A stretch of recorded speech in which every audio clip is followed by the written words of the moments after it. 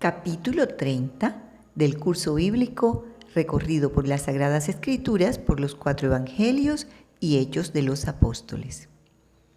En el capítulo 9 y 10 del Evangelio de San Marcos veremos varios escritos que a mi parecer debieron estar uno seguido del otro porque la temática era la misma. Pero como vemos, en medio de ellos, el evangelista cuenta otros sucesos diferentes el uno del otro. Por ejemplo, cuando se refiere a los niños en el capítulo 9, versos 33 al 38, se suscita la discusión de quién es el mayor entre los discípulos. Leamos desde los versos 35.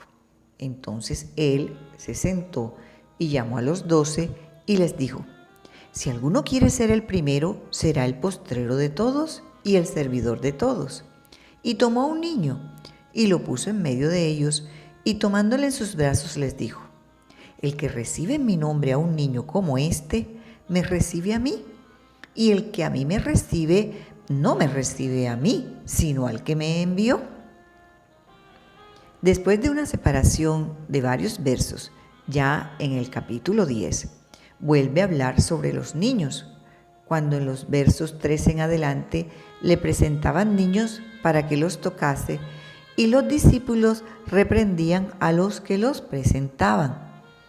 Viéndolo Jesús se indignó y les dijo: dejad a los niños, venid a mí, y no se lo impidáis, porque de los tales es el reino de Dios. De cierto os digo que el que no recibe el reino de Dios como un niño, no entrará en él. Y tomándolos en los brazos, poniendo las manos sobre ellos, los bendecía. Piensa en esto. Hacía poco Jesús les había dicho que el que recibiera un niño era como si le recibiera a él, y poco después vemos a esos mismos discípulos rechazando a los niños que se querían acercar a él. ¿Cómo les parece? Ahora sigamos analizando esos mismos episodios. Recuerdan que los discípulos querían saber quién era el mayor entre ellos. Leamos desde el verso 33.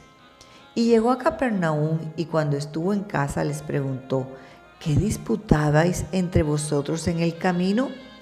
Mas ellos callaron, porque en el camino habían disputado entre sí quién había de ser el mayor.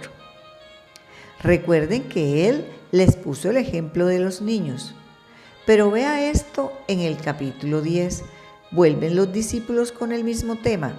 En los versos 35 en adelante, Jacobo y Juan, hijos de Zebedeo, se le acercaron diciendo: Maestro, querríamos que nos hagas lo que pidiéramos. Y él les dijo: ¿y qué queréis que os haga? Ellos le dijeron: concédenos que en tu gloria nos sentemos el uno a tu derecha y el otro a tu izquierda. Jesús les dijo: pero el sentaros a mi derecha y a mi izquierda no es mío darlo, sino a aquellos para quienes está preparado. Cuando lo oyeron los 10, comenzaron a enojarse contra Jacobo y contra Juan. Sigamos leyendo en el verso 43, donde Jesús les aclara que no será así entre vosotros, sino que el que quiera hacerse grande entre vosotros será vuestro servidor, y el que de vosotros quiera ser el primero será siervo de todos, porque el Hijo del Hombre no vino para ser servido, sino para servir y para dar su vida en rescate por muchos. ¿Será que esta vez sí comprendieron? ¿Se percataron de lo que les estaba haciendo caer en cuenta?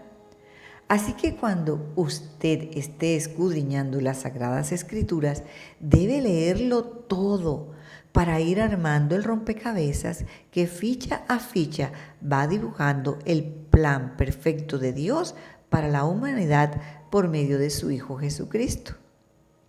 Si consigo que usted haya logrado descubrir a Jesús después de haber seguido este recorrido por la palabra de Dios, me daré por bien servida. ¡Aleluya! porque poco a poco se va completando la imagen perfecta del Hijo de Dios en sus múltiples facetas para que sus ojos puedan ver al invisible en una dimensión espiritual que no se puede discernir de manera natural porque es sobrenatural.